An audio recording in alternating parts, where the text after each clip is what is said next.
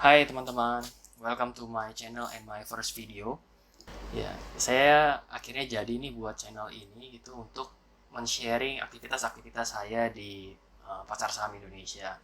Jadi saya akan mulai berbagi rekomendasi maupun juga pendapat-pendapat saya dan juga edukasi bagaimana cara kita bisa hidup dari market di Indonesia. Ya, jadi untuk yang pertama tentunya karena 2021 ini adalah post crisis, masih ada potensi-potensi saham untuk jadi saham beggar. Di 2020 udah banyak ya saham-saham multi bagger, bahkan blue chip pun menjadi saham multi bagger dalam waktu yang singkat. 2021 gimana potensinya? Mungkin tidak akan sebanyak di 2020. Dan juga saya rasa blue chip sudah pada price in ke harga yang seharusnya. Ya, ini yang tadi saya bilang, saham-saham yang punya potensi bagger ini tentunya saya tetap filter adalah saham-saham yang fundamentalnya harus bagus. Dia harus punya fundamental bagus, technical chartnya bagus, mendukung, dan juga punya prospek ke depan yang bagus. Prospek ke depan ini seperti, ya kita lihat ya, industrinya, kompetisinya, atau juga faktor-faktor seperti merger dan akuisisi. Nah, saya akan bahas detailnya per masing-masing stok yang saya pilih. Ya, saya punya 5 saham pilihan untuk 2021. Pertama itu adalah ANTM, Antam. Saya rasa sudah banyak yang menganalisis ini, jadi saya tidak akan panjang lebar di Antam. Kalau untuk detailnya, fundamentalnya, teknikalnya sudah banyak yang review ya. Karena ini saham sejuta umat sekarang, menggantikan Bumi di tahun lalu, di 10 tahun lalu. Kedua ada Wismilak, saham tobacco company. Ketiga itu ada WMUU, saham poultry yang baru IPO. Dan keempat, Akset Nusa, ini cucu usahanya United Tractor, masuk ke dalam holdingnya Astra International. Dan kelima ada IPCC. Ya, ini terminal laut ya, Marine Service punya Pelindo. Ada beberapa faktor pendukung untuk Antam, di mana pertama itu ada holding baterai ya yang sudah ditandatangani oleh pemerintah, di mana Antam menjadi holdingnya. Kemudian juga kebutuhan nikel dunia yang mulai meningkat karena ada electric vehicle. Jadi faktor eksternalnya dapat nih untuk Antam. Kalau dari teknikalnya kita melihat volume transaksi ini meningkat tajam dibandingkan tahun-tahun sebelumnya. Ya, itu dia karena sekarang saking hebohnya nikel, itu Antam jadi saham sejuta umat. Target harga saya pikir tahun ini Antam akan retest all time high-nya di 4.400. Jika dia bisa tes angka di 4.400 dan tembus, kita bisa menarik Fibonacci sebenarnya. Target next-nya dia berapa? Saya udah sempat tarik sih Fibonacci-nya. Targetnya sekitar di angka 6.500. Saya titip untuk teman-teman yang rencana untuk beli saham nikel. Kalian pilih aja salah satu dari 3 saham yang heboh, yaitu Antam, Inco, atau Tins. Pilih salah satu aja. Jangan kalian pilih 2 atau kalian beli 3. Kenapa? Karena saya lihat pergerakan harganya ini mirip. Apalagi Antam sama Tins. Ini dimaininnya mirip naik turunnya. Inco lebih stabil. Kenapa saya bilang pilih satu aja? Jadi ketika kalian masuk sahamnya masih di bawahnya lem, kalian masih punya budgetnya untuk kompensasi di bawah, untuk beli lagi average down di bawah. Tapi kalau kalian beli bersamaan, Antam Tins bersamaan, saat dia turun ya udah dua-duanya turun, modal kalian bisa habis untuk averaging down. Jadi penting just pick satu, kalian beli Antam, Tins atau Inco. Kedua, Wismilak. Kenapa nih Wismilak? Sebelum-sebelumnya nggak pernah kita dengar Wismilak.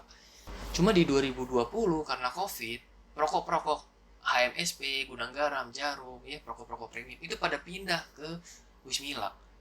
Ini bisa kelihatan di harga, bisa kelihatan di EPS-nya Wismilak yang meningkat signifikan di tahun ini. Kita bisa lihat EPS-nya dia itu sampai Q3 tahun lalu itu 69, naiknya signifikan banget. Kenapa? Karena yang rokok premium pada turun ke rokok-rokok murah. Kenapa dia bisa jual rokok murah? Karena dia tier 2, teman-teman. Perusahaan rokok tier 2, produksinya di bawah 3 miliar batang per tahun, kalau saya nggak salah ingat ya. Dia bisa dapat cukai dengan harga murah, jadi pricingnya itu jauh gapnya dengan rokok-rokok premium. Kalau tahun 2021 itu keadaan masih seperti tahun lalu, ya, ekonomi tidak membaik, kita bisa terkala nanti EPS dia di 2021 berapa. Nah, ini saya bantu coba hitungkan ya. Estimasi EPS dia di Q4 itu 2 kali EPS Q3. Kenapa? Karena biasanya perusahaan rokok di akhir tahun akan nge-push volumenya ke pasar. Untuk mendapatkan advantage, dia bisa stok barang saat libur, dan juga cukainya masih cukai lama, belum cukai baru. Jadi sebisa mungkin kirim barang pakai cukai lama. EPS-nya kita estimasi 60 deh. Sehingga EPS tahun 2020 itu di angka 129. Jadi dengan harga penutupan dia sekarang 610, PER-nya WIM itu cuma 4,7 kali aja. Bandingkan dengan HMSP dan GRM yang di sekitar 15 kali. Bayangkan aja kalau pasarnya mereka sama kayak di Q3, mereka mempertahankan market share-nya. Itu berarti tahun 2021 EPS mereka itu 5 kali EPS Q3 2020. Atau senilai dengan 150 perak. Misalkan WIM divaluasi di PI 10 kali aja, itu udah 1.500. Nah, kalau kita lihat chartnya sendiri, ya, kalau kita lihat teknikalnya,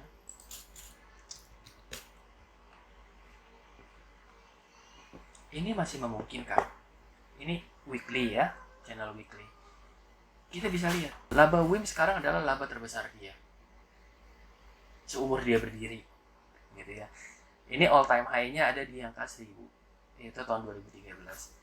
Kalau misalkan semuanya berjalan lancar, saya rasa angka 1500 adalah hal yang mungkin.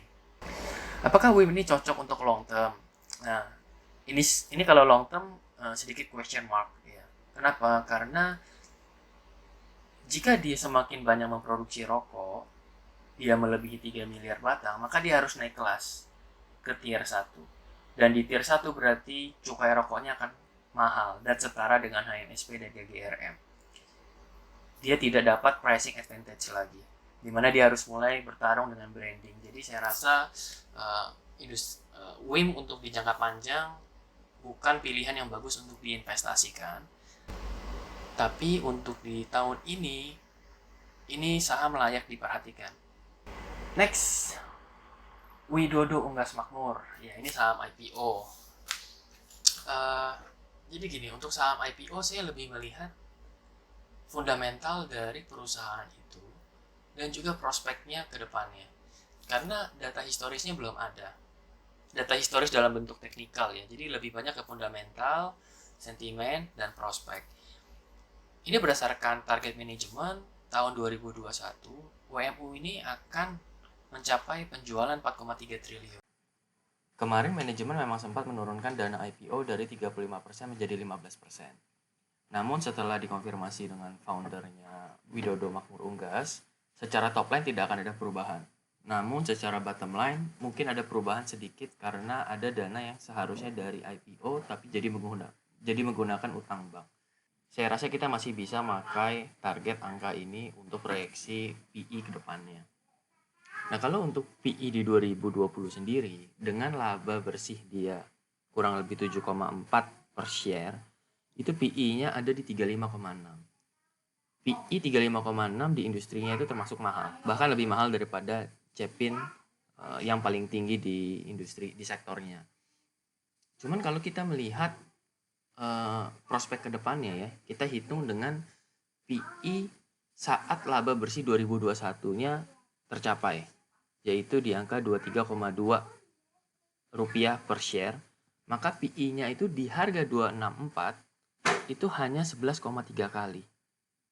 Itu jauh lebih murah dibandingkan Cepin yang 30 kali.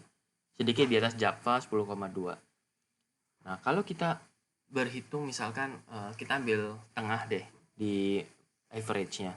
Dengan target PI kalau kita set PI-nya 20 kali, angkanya ada di sekitar 550 per lembar. Saya sendiri masih hold saham yang saya punya dari harga 180 hasil book building. Untuk nambah lagi, saya masih menunggu tekanan jualnya sudah mereda. 4, saham konstruksi. Karena tahun ini kan lagi tahunnya SWF. Kita tetap perlu pegang saham konstruksi. Saya pilih Akset Nusa, cucu usaha dari United Tractor. Dia merupakan perusahaan swasta ya. Secara fundamental kalau kalian lihat labanya, kalian lihat balance sheet-nya tahun lalu itu memang kurang baik. Karena labanya minus, utangnya besar. Tapi September tahun lalu dia udah right issue. Dengan dia right issue, yang beli standby buyer itu adalah United Tractor. Jadi kita punya pola pikirnya gini, kalau perusahaannya bangkrut, kenapa ownernya mau nambah modal lagi? Bukan tanpa alasan kan. United Tractor pasti mau nambah modal karena dia mengincar something big di 2021, yaitu SYF. Dengan dia udah right issue, debt equity ratio-nya udah paling sehat dibandingkan kontraktor BUMN lainnya seperti Wika, PTPP. Itu debt equity ratio-nya masih tinggi. That's why mereka mencoba menjual asetnya ke SYF, jalan-jalan tolnya, biar bisa mengurangi rasio hutangnya. Jadi secara leverage ACST lebih ringan untuk cari-cari project. Nah, kedua yang membuat saya yakin adalah Astra International itu terkenal dengan good corporate governance-nya. Jadi bukan perusahaan yang mau memainkan harga sahamnya untuk kepentingan segelintir orang. Jadi mereka tidak punya niat lah untuk main-mainin harga saham. Nah, dari sisi teknikal sendiri, semenjak right issue saya melihat ada ketertarikan retail dan juga bandar yang mulai menjaga harga ACST. Saya selalu pakai weekly karena saya mau ngomongnya ini horizon medium term. Nah, ACST saya sendiri sudah menikmati beggar dari ACST, di mana saya beli di angka 230 dan saya jual di angka kurang lebih 475-an ya di sini. Saya memang tidak sempat menjualnya di sini karena masih berharap naik, tapi ternyata tidak naik dan dia koreksi. Channel uptrend masih terjaga, ya, dikasih kesempatan pullback di sini. Nah, kenapa saya pilih ACST? Ini ada satu lagi. ACST ini merupakan saham laggard di sektornya. Jadi saham kecil dan dia pengikut follower. Leadernya adalah Adi, Wika, PTPP, WSKT. Karena mereka yang besar. Saat saya beli di sini, ya, ini dimana dia masih belum golden cross ya, EMA-nya, EMA menengahnya. Kalau Wika, PTPP, Adi itu udah golden cross semua, udah ke atas. Jadi saya pilih yang at the time yang memang ini masih belum golden cross tapi punya arah ke golden cross itu. Ya, akhirnya rewarding lah, saya bisa dapat ya hampir 2 kali lipat dalam waktu 2 bulan. Karena saya belinya kurang lebih di bulan November dan saya jualnya di bulan Januari. Nah, sekarang dikasih kesempatan pullback. Ya, ini secara channel uptrend masih terjaga, isu SWF itu masih sangat mendukung. Oh ya, target harganya ya kalau saya sendiri sih saya semoga diberkati dan itu bisa mencapai angka 1.300 ya. Saya target di sini aja sih 1.300. Terakhir adalah IPCC atau IPCM. Dan ini sebenarnya pure karena sentimen mau merger. Nah, cuman karena mergernya belum jelas, saya juga belum bisa estimasi harganya berapa karena perlu tahu dulu skemanya. Apa yang di mergernya seperti apa. Nah, kalau kita ngomong fundamental IPCC sendiri, sebenarnya perusahaannya konsisten bagi dividen, ya, labanya juga konsisten lah, bagus. Cuman untuk ke depan memang ada gangguan dari Patimban tentunya karena volume kendaraan itu akan di-split dari Tanjung Priok ke Patimban. Ya, jadi ada volume kendaraan yang pindah nih. Jadi dia akan kurang dari sisi sales-nya.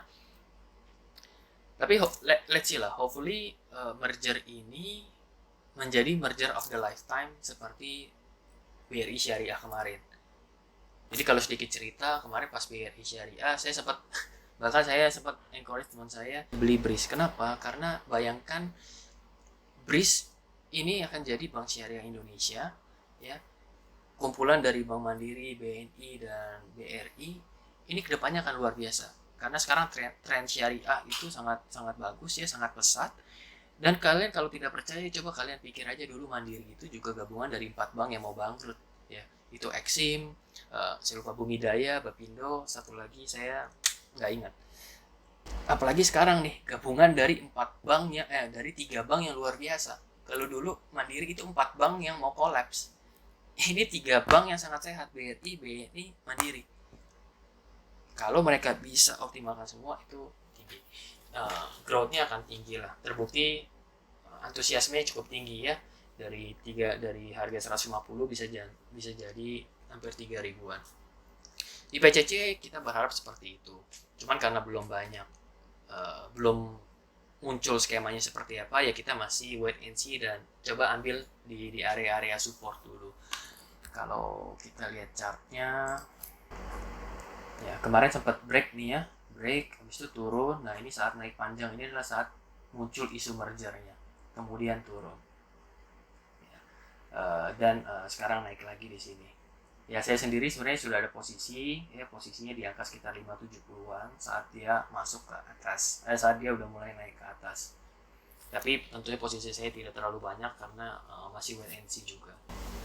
Nah, terakhir jangan lupa untuk riset sendiri. Semua yang saya bilang ini kan berdasarkan analisa yang coba saya simplifikasi gitu. Baik dari fundamental, teknikal, prospek maupun bandarmologinya. Saya bisa benar, bisa salah. Dalam kita memilih stok tentunya kan nggak mungkin 100% benar. Dan jika kalian sudah research dan percaya gitu ya, dan pengen beli saham apapun itu, kalian harus perhatikan timing dan alokasi money management saat masuk saham-saham second liner. Karena lebih penting nih, kalau blue chip yang perusahaannya bagus, profit, udah kalau kalian nyangkut jadi investor, ya udah tahan-tahanin lah. Tapi kalau second liner ini hati-hati, harus lebih hati-hati. Masalah timing dan alokasi money-nya. Jangan, ya saya bisa bilang jangan besar-besar juga gitu ya, kalian harus bagi dengan baik.